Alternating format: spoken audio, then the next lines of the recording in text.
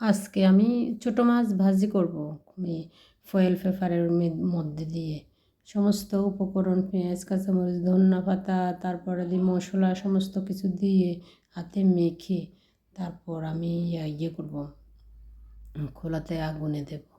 ওই তো খোলাটা গরম হয়ে আসলে ফয়েল পেপারটা দিয়ে মাখানো ছোটো মাছগুলা তারপরে করব, একে একে সবগুলো দিয়ে দিয়ে মেখে ছড়িয়ে ছিটিয়ে দিয়ে তারপর আবার ঢেকে দেব।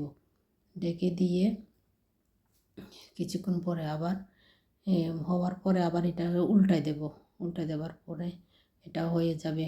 এইভাবে খেয়ে দেখবেন, এভাবে খেয়ে দেখলে অনেক মজা।